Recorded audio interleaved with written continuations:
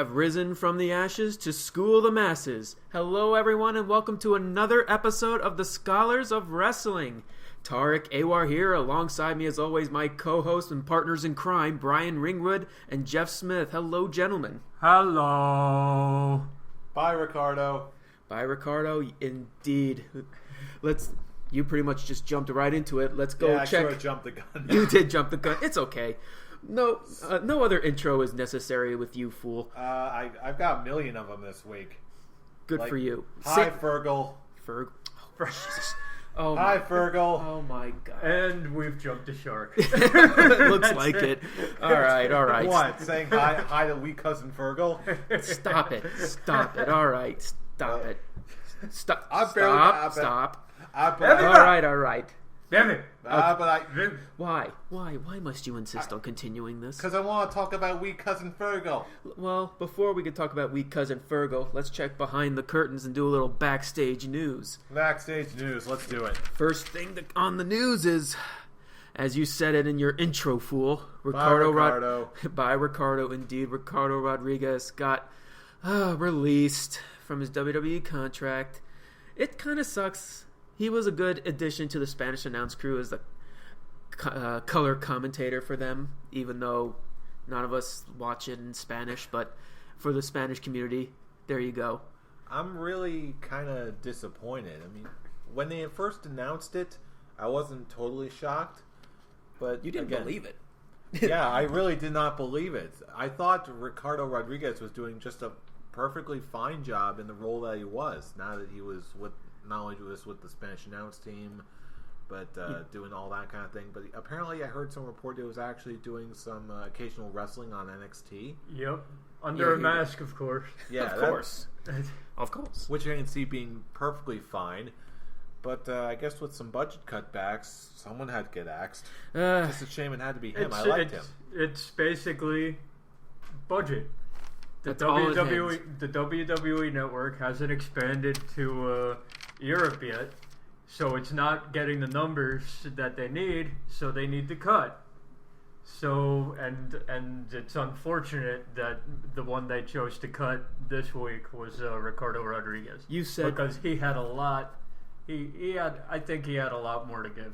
You said, fool, that you were surprised and you thought he was a great addition and he was good as what he was doing. You know who else was a good addition to what he was doing? Josh Matthews. And now look what happened.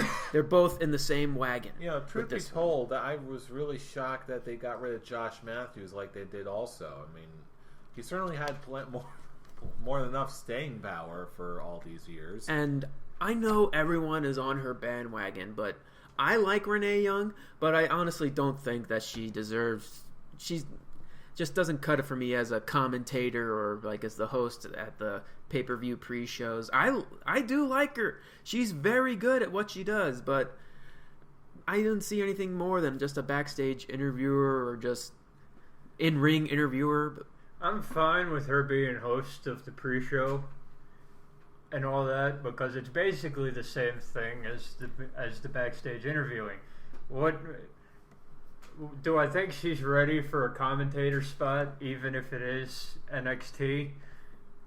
I listened to her commentary about a couple weeks back before we started recording the show, and it was a little. There's some work that needs to be done. I'll put it that way. But when you think about it, it's been what, a month? About a month. So give her some time. I'm not ready to close the book yet. And it's NXT. Okay, if they put her on like SmackDown, then I'd be more like, well, what are you doing? What are you doing? What are you doing? But it's NXT, so I'm willing to give a little bit more leeway and room for error, as it were. Oh yeah, obviously they're just testing waters with Renee Young, which really makes me think that, you know what, with something like this, obviously there's a lot less than we see from the regular on-screen talent, like wrestlers, managers, whatever have you. I've got to believe that whatever that qualifier is, it's got to be either financial, which obviously we're not hearing too much about. We're not always privy to people's yearly salaries. And if we do, we're not really paying attention to the commentators of all people, number one. And number two, if there's something else going on, maybe it's as far as talent or long-term decision makings, it's just the kind of things that we aren't typically privy to as outside fans looking in. So I've got to believe that, especially in this case, it just comes down to some more other bit of information or some sort of chain of logic that we just aren't privy to. And it's only for the WWE higher-ups to know and us to speculate upon on the internet. So last words to say is, we're going to miss you, Ricardo Rodriguez. Thank you for all you did. Yeah, it's like coming out to that little beaten-up car at the Royal Rumble, making us all laugh. That was great. And I would try to roll my R's like you do while saying Del Rio, but I can't do it. I know I can't. I think I can, but I don't want to try it. Fair enough. Fair enough. All right, more backstage news. Fool, you wanted to take this one. What's going on the WWE Network? Oh, exciting numbers like 700,000 subscribers domestically. Huh. Yeah, that's not good. Yeah. Not good, but at least they officially announced when they're going to launch the network internationally. Yes, mid-August, which, from what I've been hearing, again, we're still in speculation mode. All this information was just released on a conference call just earlier today at the time of this recording. We're still speculating, again, as fans, what this could mean in the long run.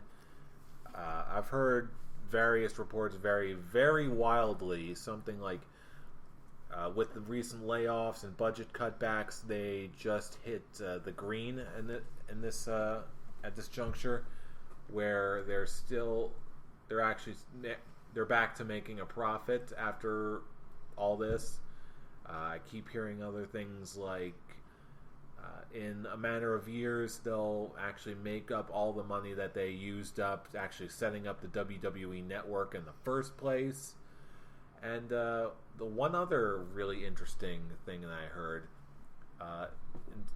in addition to the regular subscription model they've got of $10 a month with a six-month commitment, which all of us are signing up for now, I also heard a rumor, I'm not sure if this is substantiated or not, that WWE is planning on launching an additional model of $20 a month with no commitment. Now, I'm not sure what to think about that.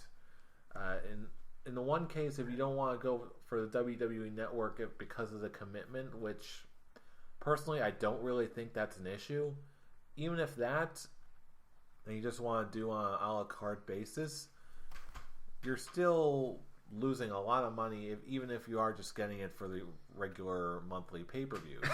Or is there something I'm not seeing? Let's put this in perspective, okay?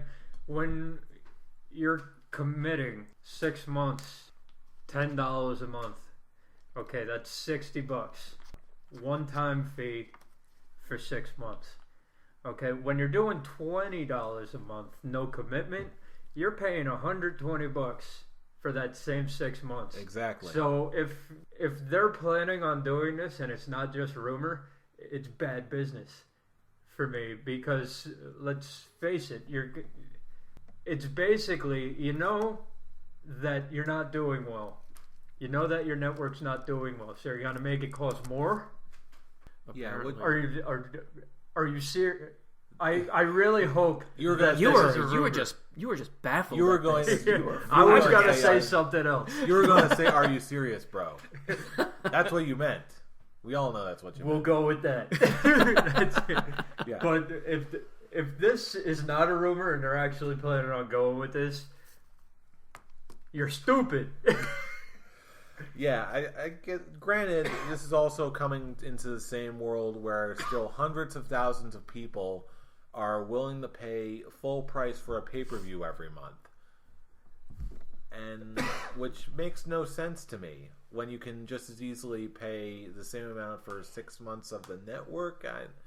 It doesn't make sense. It does The not make sense. The whole thing with the network is on certain platforms, it sometimes doesn't work the way that it's supposed to on the certain platform.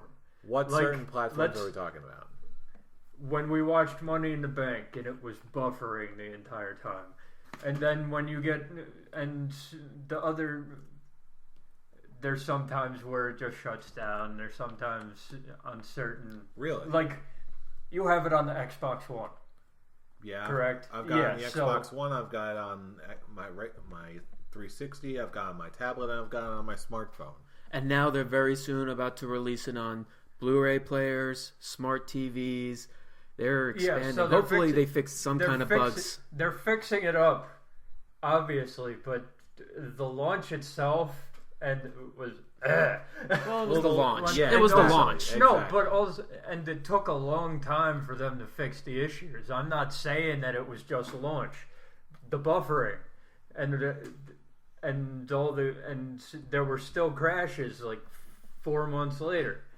Fix your stuff before you start doing that. I will say this, though, as an additional detail in response to that. There was also some talk, if memory serves, that originally they were going to do a preliminary beta test of the international markets, or whatever you want to call that, whatever the actual term is.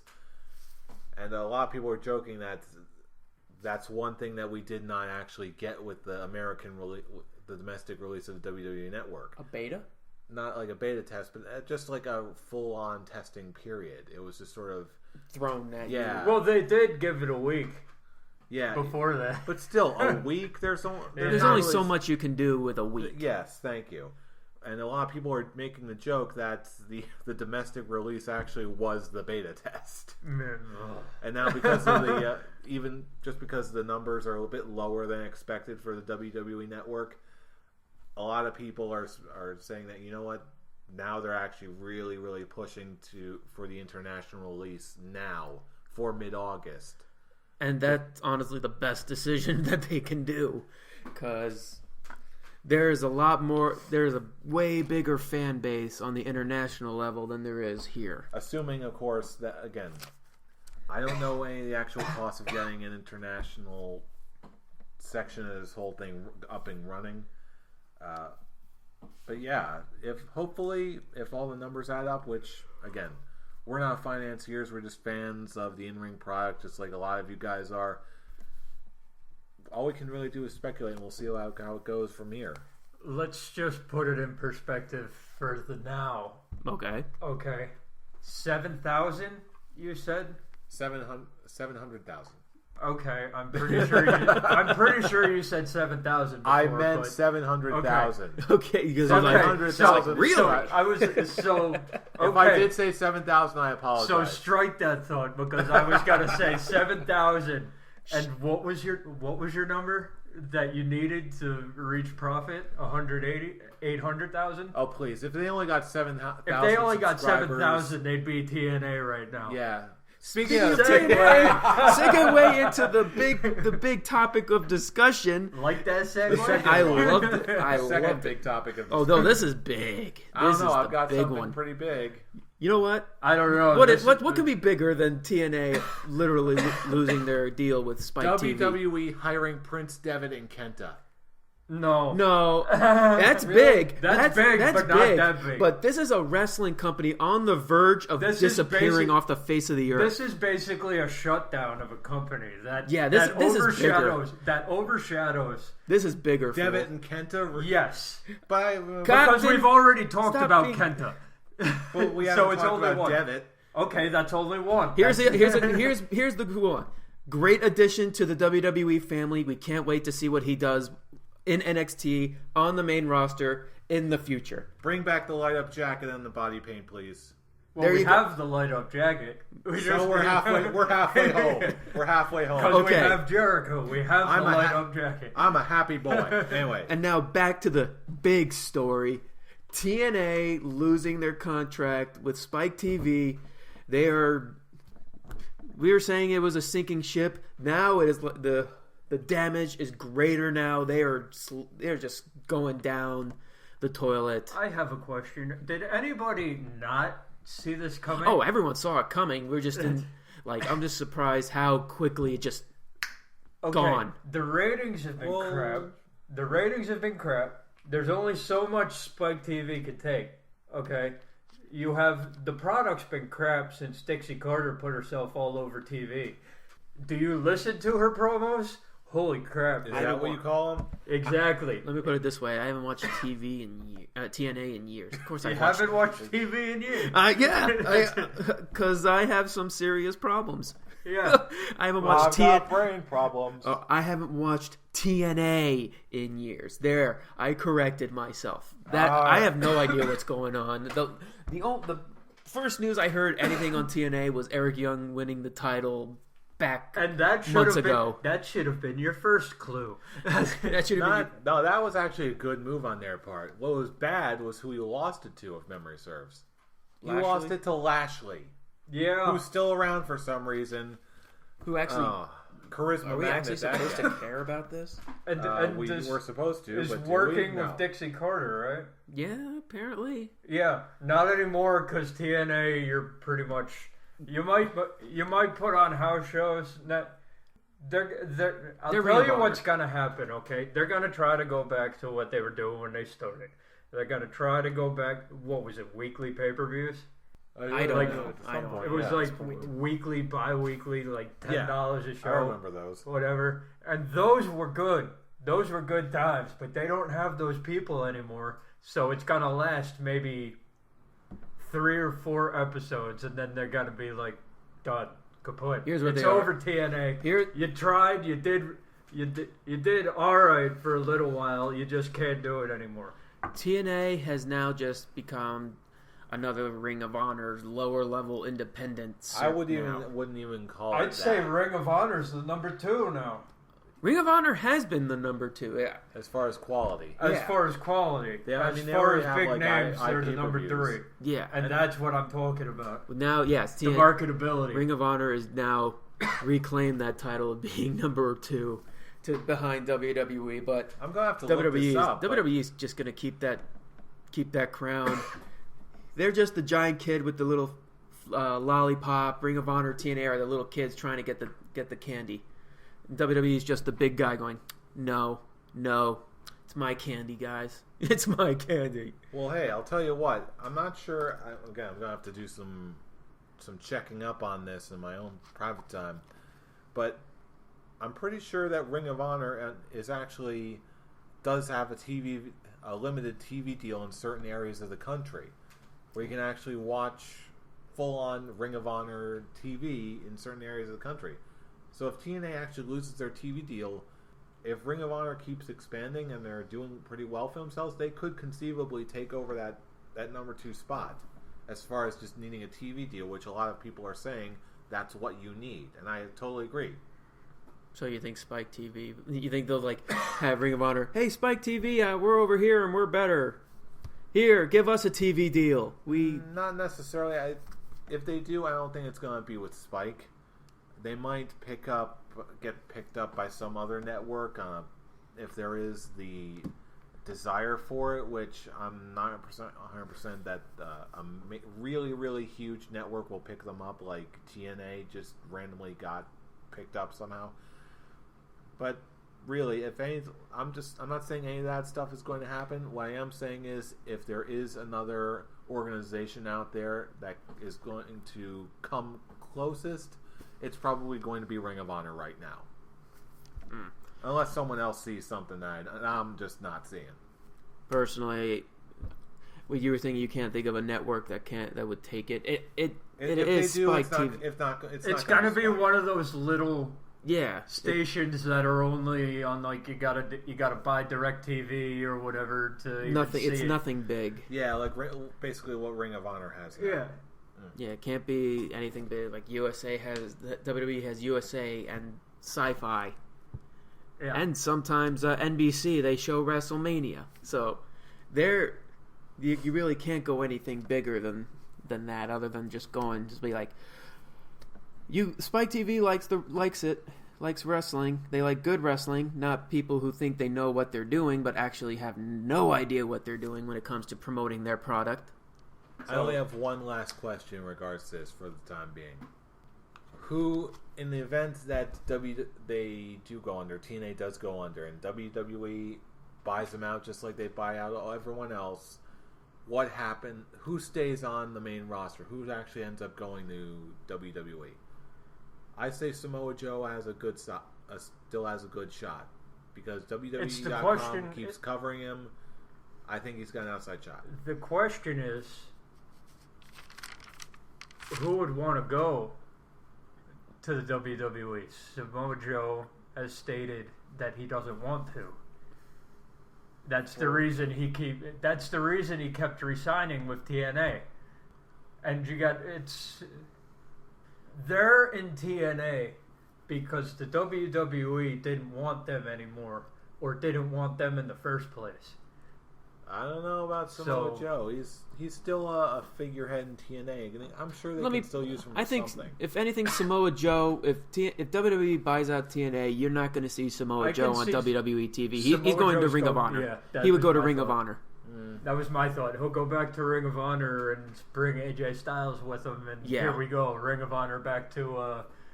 As much as I would love has to a see, look on his face. I don't want to go down this road again because it already got me into enough trouble as it is. But I don't think AJ Styles is staying. He's got to stay where he is. He's doing fine with Bullet Club. He's not going back to Ring of Honor. I'm sure he's definitely not going to WWE anytime soon. He's doing fine for himself in New Japan. I really don't I'm really thinking about your question. I don't really know anyone that actually would want to go in WWE. I would actually be really shocked. Like some of the TNA mainstays, like if for no other reason to just highlight the best of TNA, just so you can add them to the network. Like again, your Samoa Joes, maybe AJ Styles just for a little brief appearance here and there if he's free up from his contract. Abyss, maybe Eric Young, Kurt Angle. He's definitely going to be going over. Probably just by the Legends contract. I could see that. Dudley's will probably have their swan song in there. I've never seen him wrestle, but I keep seeing people getting really hyped over this guy Rockstar Spud. I have no idea who he is. He's just a little midget dude who's basically Dixie Carter's. I'm just gonna go ahead and say it. Dixie Carter's bitch. There you go. Right okay. now, I'll take your word we'll move on. Yeah. Rockstar Spud is not going to the WWE. Okay, that's it. They have Hornswoggle. They've done less with him. Let's not go there, please. All right. If TNA it's just going to be speculation until something happens. When TNA really does go under, it sucks to see a wrestling company go, even if one so. What's the kind way to say it? Just it sucks. No, that's not the kind way. Is not handled properly. There we go. That's the nicest way I can put it. It really sucks to see anything wrestling related go down under, even if it is TNA. It stinks. TNA had a shot, but then they got greedy. And they chose them for extinction. Yep. They got greedy, and their egos got the best of them. And also Russo happened. Which he decided to bail out too. He's like, TNA's going under. He's grabbing the lifeboat and just rowing away all by his lonesome in one. Even when he kept saying, "Oh, I'm not with TNA. Oops, I'm with TNA." Vince Russo sucks. Ew. That's all I got to say about Vince Russo. All right, that's it for Behind the Curtains. Now, can we talk about Wee Cousin Fergal? You know what? Go ahead. Talk about Wee Cousin Fergal. Wee Cousin Fergal. He's with WWE and is set to go to NXT, and I'm a happy boy. And also, they just put a picture of him on Twitter in a suit hanging out with Kenta, and I'm happy. I can't wait to see what they're going to do with him. Because I'm happy. No, that comes later. You know what? Because Jeff's happy. Just pause this video, open a new window, just go search on YouTube for that happy video, and just play us in the background for the next 10 seconds. Okay, You're I know really you doing can't- this. I know You're you really can't doing s- this, aren't you? I know you can't see it, but I am totally snapping He's my totally- fingers and he's dancing. He's trying to snap his fingers. It's not working out. That's I It's can okay, snap. okay, I hang can on. snap with 3 fingers, and you are barely doing the Carlton. It's like, There you go. Yeah, I've got. That's because my hands are so moist with sweat and perspiration. First- He's moist. I am that excited. I am that excited. That is gross. Moving on. All No, right, I'm let's just kidding. let's Yes, thank you. let's Yes, stop it's peeking. very exciting that Oh, Devin stop it. has, I'm has quite reached moist. Stop. Hey. Stop. It's very exciting that Devin got signed. He's going to NXT. We'll see more in the future. Let's talk about the now. Let's talk about the now. Live in the now. Let's stop peeking behind the curtains. Let's look ahead of what's down the ramp in WWE Raw this past The week. week that was. The week that was. Another week leading into the second biggest pay-per-view event, SummerSlam. Really nothing came out of this week other than just like matches set, progression of feuds. That and counts as something. It counts as something, but nothing spectacular. No, that's a wrong. Well, some good, some bad. Let's start with the good of what started Raw, with John Cena coming out and actually doing the right thing and really promoting how much of a beast, how much of a threat Brock Lesnar is. And Paul Heyman comes out, does his normal Brock Lesnar is awesome promo. You're going to get destroyed, John Cena. Cena says, at least when I look at you, I see passion. When I look at me, I see passion for the wrestling business. I look at Brock Lesnar, he has no passion. He's going to go down swinging, and he's going to walk out the WWE World Heavyweight Champion. What do you guys think of the promo I thought it between was Paul Heyman and John Cena? It was. I talk a lot of crap about John Cena promos, We but all that's do. one of the best ones I've heard in a long time. And I think it was because the back and forth with him and Heyman, okay? Because you got to rise up when you're when you're in a promo battle with Paul Heyman. You got to rise up and step up your game. And John Cena bought it on Monday night, and that was a great way to open up the show. And the one thing is, you're saying he stepped up his game. That's one thing that made me happy about this, is what John Cena is doing with this feud. He's doing the right thing. He's really getting over his opponent. He's really vocaling out how much of a threat Brock Lesnar is. That's the positive thing that's coming out of it. He's actually not making jokes about it. He's being 100% serious. And when he's being serious of the feud, that's when we get invested in the feud. Well, let's face it, okay? You cannot joke around with Brock Lesnar. Yeah, if he tries to joke around Brock Lesnar, it'll come off worse than any other time he's joked around someone. Okay, because it's impossible. You can't. You The can't man do who it. conquered the streak. You just can't. Yeah, especially, and I know that a lot of people have been talking about this. There's really no other way you can handle this but with total, dead, sobering seriousness. And Cena actually brought it. I'm not sure if this is gonna make me sound like an edgy teenager now, but Oh, God. just the delivery and the intensity in which he brought it, and yes, the profanity helped in this particular case. I think this is exactly what we needed to see from John Cena, and it really, really worked. And by John Cena promos, given how many of them we have to sit through, this one was pretty darn good, and it was actually very memorable. And another memorable part that came out of this promo was Cesaro coming out, giving an awkward hug to Paul Awkwurst? Heyman. Did I say Awkwurst? Yeah, it sounded like Awkwurst. No, I would say Now giving. I'm hungry. I think you tried to switch it for first, and it didn't work out. I get it. First, Now I want some Awkwurst. giving first an awkward hug. Stop it. An awkward hug to Paul Heyman, and calling out John Cena, calling him nothing more than a walking billboard for WWE that can't wrestle. I that was was beautiful. loving it. Damn. Oh, That was snap. like, it's on. Oh, the best part is this is how he was saying it. He was just like, "Don't stop! Don't you start talking! Don't stop! Listen to me!" You are a walking billboard. Where did you get those shoes? Kmart? You can't wrestle. Everyone's going nuts.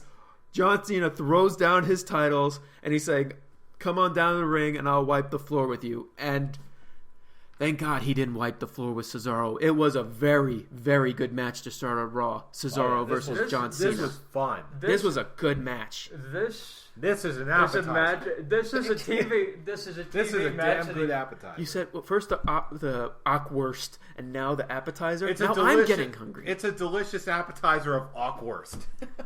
This is a TV match of the year candidate for me, at least. It's a contender for right now. This entire first half hour to 40 minutes of the show made the show for me. The rest of it could have been crap. It still would have gotten. The ending of it was crap, but we'll get to that later. Oh yes. But continue.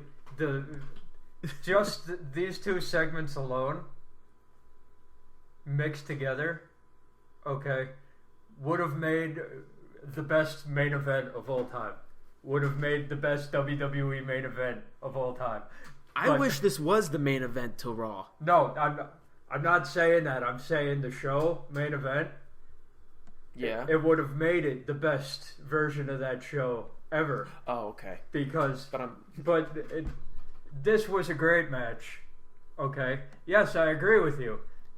Either this, or you should have just had Jericho versus Rollins as the actual main event. But I think you have the promo. Okay. What you do is you have the promo to open the show. Then you set up the Cesaro versus Cena match for the main event. But this was fine. This was great. This was the best way you could have started this show possible. I agree. Oh yeah, and not to be taken away anything from Cena, I was paying attention to this match. Cena was doing his damnedest to keep up with Cesaro. Obviously, he was... Cesaro was sweeping the floor with Cena. Cesaro was definitely Cesaro would break him. Now I can't talk. There you go. Yeah, Cesaro was definitely dictating the pace of this match, but to his credit, Cena... It was matches like this that Cena definitely shows me why he's in the position that he's in. Or even though he may not deliver, he can be really consistent enough to the level where he can deliver a reasonable match on TV every week. He can deliver in big match scenarios. And when pushed to the limit by someone who likes Cesaro, he can definitely keep up and he can put on a really, really good match. And this is proof of that. Makes me can't wait to see what they're going to do to him when he has his official face turn and push to the top, similar to what they're doing with Roman Reigns right now.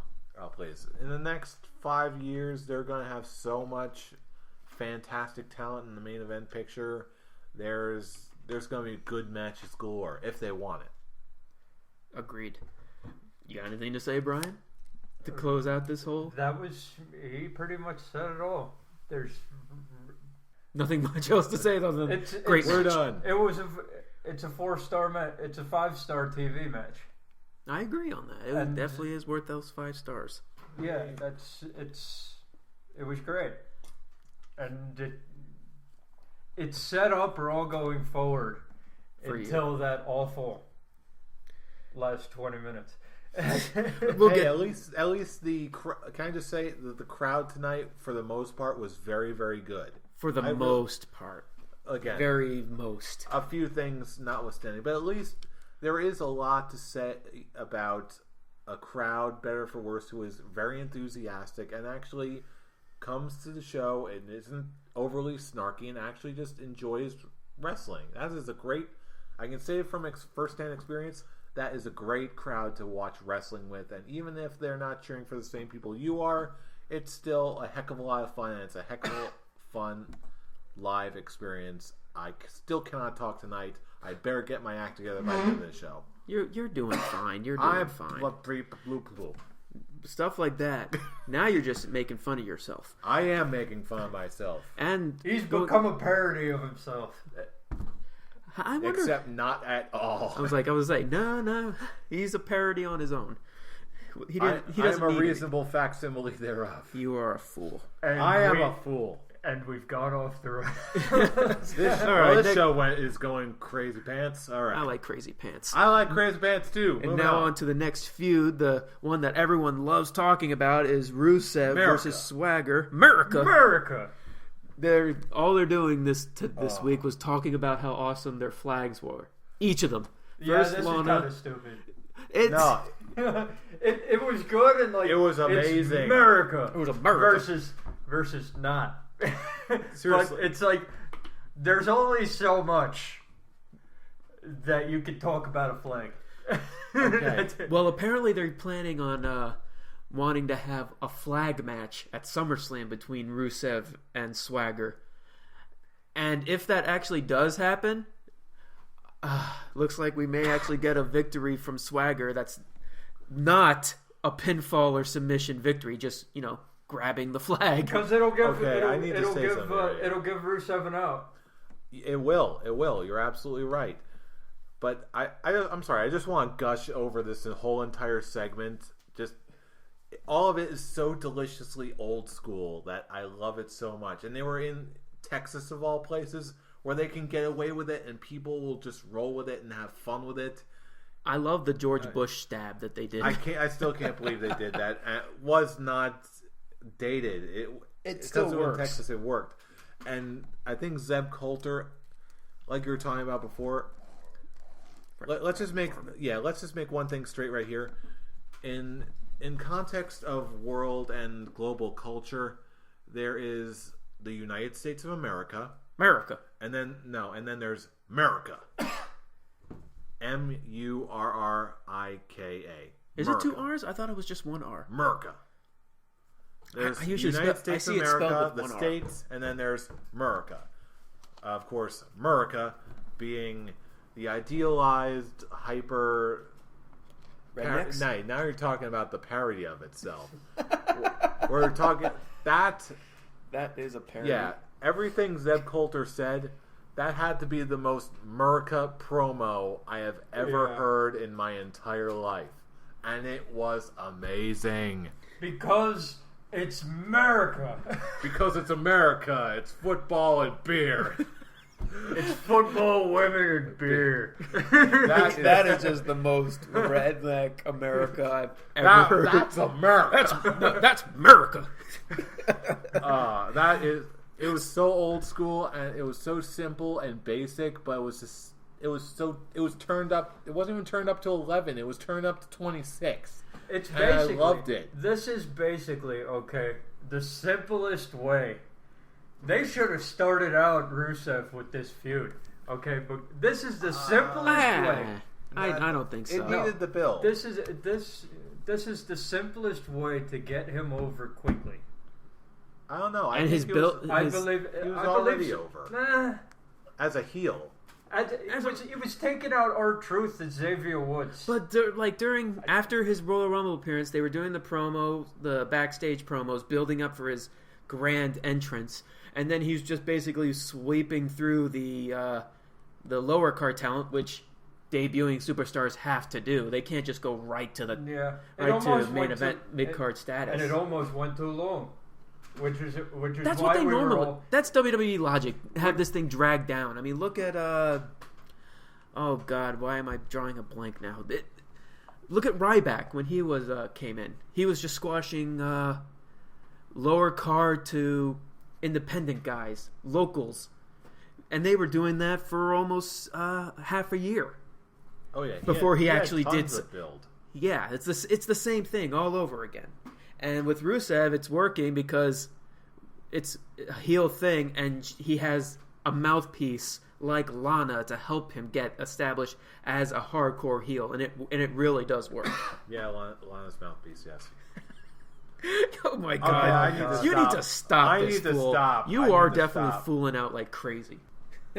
You're right. Okay, moving on. All right, moving on. Other than nothing than just small progression of feuds, Jericho, Bray Wyatt make the match being official and them attacking him during the Seth Rollins match. Roman Reigns, Kane, which was not really good, by the way. Yeah, the match. Oh yeah, it was. Yeah, Rollins and Jericho was a rollicking good time. They worked really well together, and Roman Reigns versus Kane not happening with Randy Orton attacking Roman Reigns because he quote stole Orton's opportunity at the WWE World Heavyweight Championship. And that was a pretty good beatdown. Yeah, I honestly didn't watch it. I'm rapidly losing interest in Roman Reigns by the second. I could be. You should have put him with Triple H. The only thing I actually see this coming out is a triple threat match at SummerSlam between Randy Orton, Kane, and Roman Reigns. Because Randy Orton still has his beef with Kane, and he has his beef with Roman Reigns. Done. It's something to do. It's something for these guys to do. If it's on the pay-per-view, I'll watch it, but otherwise, I'm just like, unless they come up with something legit to do with Roman Reigns, I just don't care about Roman Reigns anymore. Well, some people may think differently about you. I don't. I do agree with what you're saying. He is slowly losing it. I want to like Roman Reigns. I really, really do. But if I just got nothing. There's no progression. The way they're going right now, it looks like Dean Ambrose is going to be the breakout. Yeah. I could have told you that. Everyone. Yeah. No, but I mean, like, they're trying so hard with Roman Reigns that it's turning into a Cena thing. They're trying so hard. They're trying too hard to get him over. He was over, and now you're pushing him too hard into everybody's face. Pull it back a little bit. That's the one thing that hurt Sheamus, is that he's getting the exact same thing. He was getting pushed to the moon. He was getting popular as a face, and then they just started pushing him too hard. Same exact thing, and now people are sick of it. Just a couple nights ago on the network, Dean Ambrose had actually a really good match with Alberto Del Rio on main event out of nowhere. I just watched it just randomly last night. It was like, oh, hey, Dean Ambrose versus Del Rio. How bad could it be? Not bad at all, as a matter of fact. Two guys who can go, yeah. Oh, yeah. It was. Del Rio just doesn't have a personality. He can go with the best of them. I'll tell you what. He really if you want something to watch on the WWE Network this week, go back and watch that match if you haven't already. It's really good. Definitely worth your time. And now, the main storyline that was the central storyline throughout the entire Raw. I hate that we're closing out the show because I hate that it closed out Raw. The confrontation between Brie Bella and Stephanie McMahon after Stephanie McMahon got arrested last week. Where do I begin with this story? I hate that they were building this up so much as this whole big deal. I hate that it actually closed out the show. And I swear to God, Brie Bella cannot act her way out of a wet paper bag. She cannot do anything right. Every time she has a microphone in her hand, close to her mouth, all she spouts out is unemotional garbage. I swear to God, Kristen Stewart has more emotion than this girl. She can perform better. Then I'll see you in court! Oh. Saying things louder does not equal emotion. Here's her whole promo. Stephanie, I just want to apologize. I wanted things to be good. That I'll see you in court.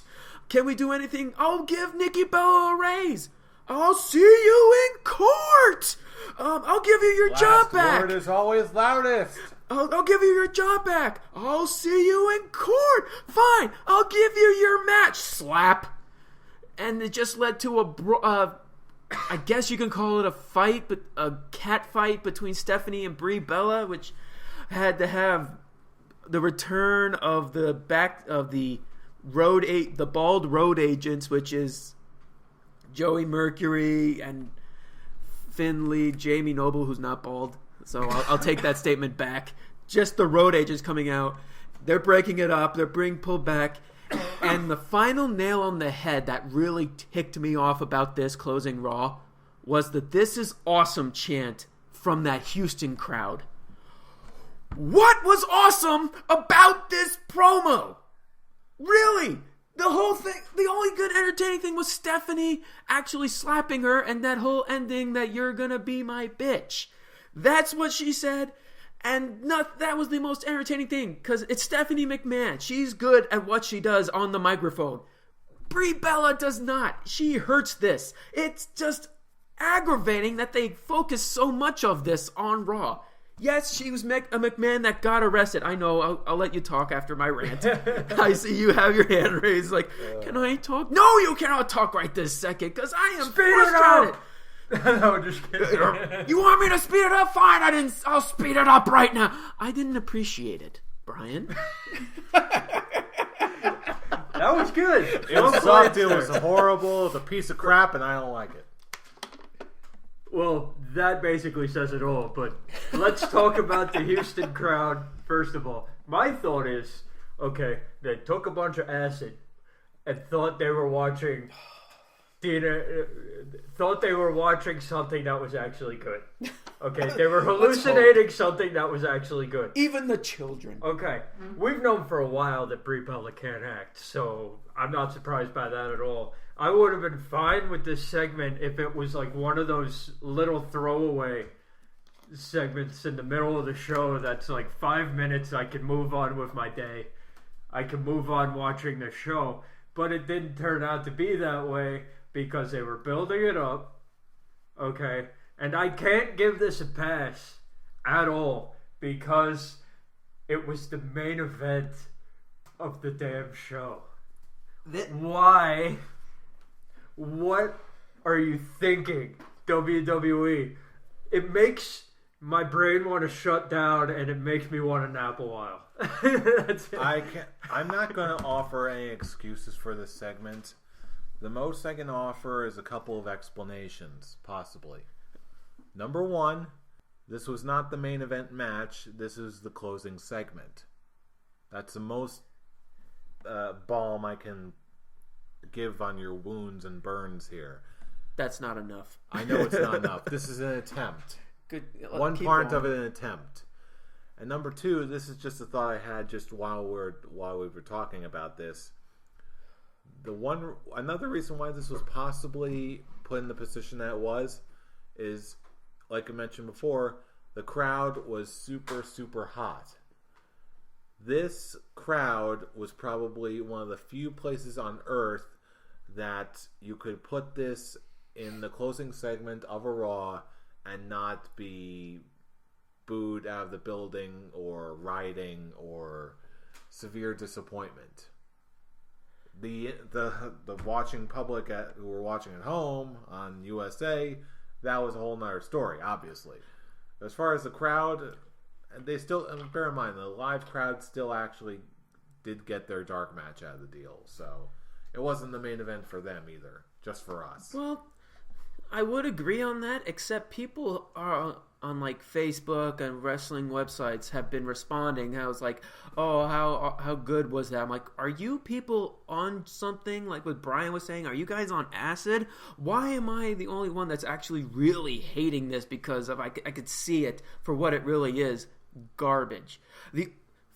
For your explanation on why this may have closed Raw live and not the dark match, obviously, the only explanation I can think up is it's because the vice principal owner, Stephanie McMahon, the vice principal owner of the company, got arrested last week, and they're officially making announcements and making an official statement on it.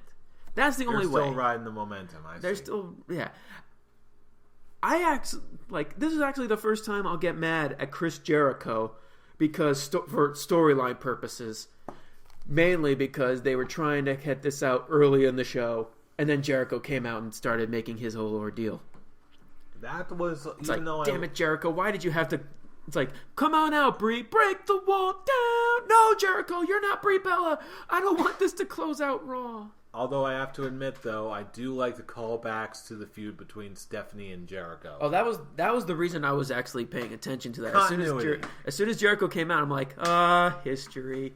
Nostalgia moment right here. He's gonna call Stephanie filthy, dirty, rotten, disgusting trash bag hoe. It was beautiful. That was good. That was a nice little call. But as for the closing statement, we have Stephanie McMahon versus Brie Bella at SummerSlam. Yippee! Goody! The only thing that they'll probably get out of this, is probably there's rumors going around that they're going to turn Nikki heel. and have a rivalry with Brie. The only way it looks like they're just going to have Nikki side with Stephanie and make Stephanie win. That's just what I've been hearing. That's just speculation. And honestly, I don't know why I'm even caring right now. This is just hurts me. It hurts my head just thinking about it right now. And it's not because of that rant earlier. It's just the thought of Brie Bella closing a WWE show. I'll tell you what, though. I really doubt this is going to happen again. This will probably be a segment in the middle of Raw next week. I really don't think anything really huge is going to come up of this. The wave of hype is dying down pretty fast, and again, just looking at the Raw as a whole, I have a real hard time, even with the main event. I don't even want to call it a main event because it's not a main event; it's a closing segment. Even with the closing segment kept in mind, there was still a lot to like about this Raw. There really, really was. It was just this really bizarre ending for Raw this week that really had a lot of people's heads scratching, especially ours. I didn't like it any more than you did. I absolutely did not, but the rest of Raw was so good, I just found it really difficult to care as passionately as you did this time. So what would you two give a rating to this past Raw? Facial hair ratings. Brian? I would have given it a full beard until that last segment. So it's gonna get a goatee. I'll tell you what, for me. You guys probably aren't gonna like this, but given how sizably good it was for what we got, I'm gonna give it a full beard. 4 out of 5. Okay, I actually by Raw standards anyway, this was pretty darn good. It was up there. I got enough enjoyment out of some of the singular matches. I'm going to give this a 4 out of 5. Really thinking hard about this past Raw is there were a lot more positives than negatives that came out of this. I loved the match with Seth Rollins and Chris Jericho. I loved the opening match with Cena and Cesaro. I loved the promos between Paul Heyman and Cena. I liked the little nostalgia moment with Chris Jericho and Stephanie. But there are also a good number of bad things that came out of it too. Our hero Damian Sandow getting squashed by their marketing guy Adam Rose in just a clothesline finishing move match. I can't even. This is just me not caring. Bo Dallas losing his streak. No one cares. R-Truth. To R-Truth. All I can say to that is To Truthus. Honestly, I didn't even know he actually had a serious streak until he lost it. And what was it, like 19? I think it was 18 and 18 now and 1. Yeah, whenever I heard that term, I heard it completely out of context, so I thought they were talking about how Bo Dallas was going to end up coming close to breaking The Undertaker's streak. God. I was like, yeah, where is that coming from? I was just really confused. And I saw this and I was like, oh, that actually was a thing? Oh, whatever. I don't care. So, unless they're setting up some sort of feud between him and R-Truth, I don't get it. Not this time, anyway. So, as I was saying, but the big negative thing that came out was this whole build between Brie Bella and Stephanie. In ways I understand it with my reason is why they saved it for the end of the show. It still didn't save it, but I think I'm going to give it a light beard. I'm going to give it like a very low 4. Very low 3.5 then? About in between 3.5 and 4. Round it up. 3.5. I'm going to give it a 3.5 just because the good stuff was good. The good stuff was very good. The stuff I pointed out, but I think the bad hurt it more. So that's there you fair go. Enough. All right, another Raw in the books. Another Raw in the books, and another episode of the Scholars in the books. And if you like what you listen to on the Scholars of Wrestling, like me, like this video and subscribe to our channel. Like me. And if you like what you hear on the Scholars of Wrestling, you can like us on Facebook and you can follow us on Twitter. You can interact with us. We are always like me. We always are available to hear what you people thought of this past Raw, TNA getting canceled, Ricardo Rodriguez getting dumped. nothing more than can be said other than thank you all for listening in. We are the Scholars of Wrestling, and you have just been schooled. You're welcome. Good night, everybody. I'm gonna get some tacos. I'm not.